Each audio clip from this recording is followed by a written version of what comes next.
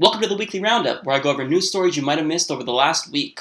This week, Senator Jim Inhofe thinks that he has gay friends. I know a lot of people, actually a lot of people, and they're friends of mine in the gay community, who also think it was a bad decision.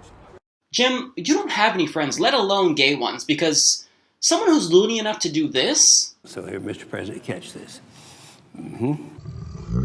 ...is not going to be very fun to hang out with, unless, of course, it's Senator David Vitter, who really burned all the homosexuals by making this tweet.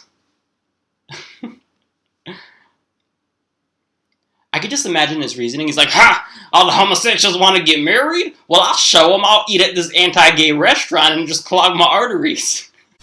Freaking idiot. Okay, so, first of all, don't cut yourself with all that edge, Senator Vitter, because you're not really offending us. And second of all, I don't think that you should be toting the whole family values line if you admitted to being part of a prostitution ring. You just got owned, you noob, you just got owned, motherfucker, you just got owned. Bryan Fischer, a well-known Christian extremist, he says that the marriage equality ruling from the Supreme Court is worse than 9/11.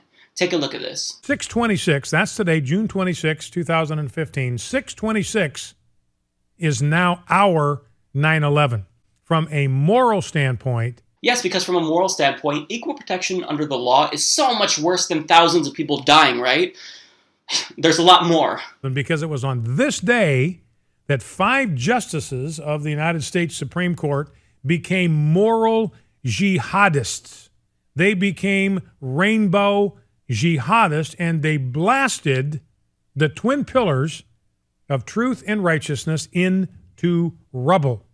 And they did this by imposing sodomy-based marriage on the United States through an act of judicial tyranny. We are now serfs on a plantation that's being run by cultural elites who wear black robes and use their gavels like the slaveholders of old used to use their whips. Draw another parallel with Pearl Harbor. Today, June 26, 2015, is a date which will live in infamy. Steve, ask him the question. What's his moral barometer? Where is it at? It's nowhere. 2016 GOP presidential candidates have made their opinion quite clear on the matter of marriage equality.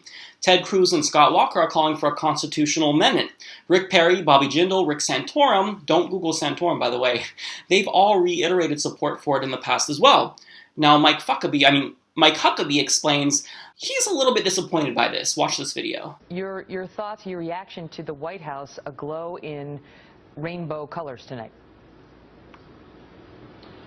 Well, again, this is a president who has pushed this agenda, but I remind Americans that this president believed, like I did back in 2008, or at least he claimed to, when he said that marriage was between a man and a woman. And here's what he said.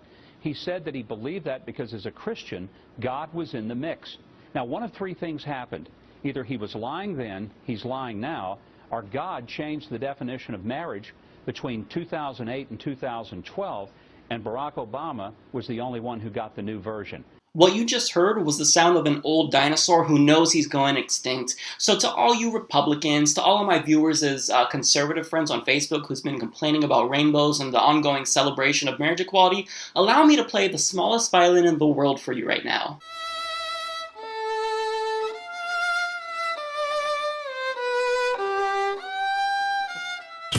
Well, that's your Weekly Roundup. Subscribe for more. I'll see you next week.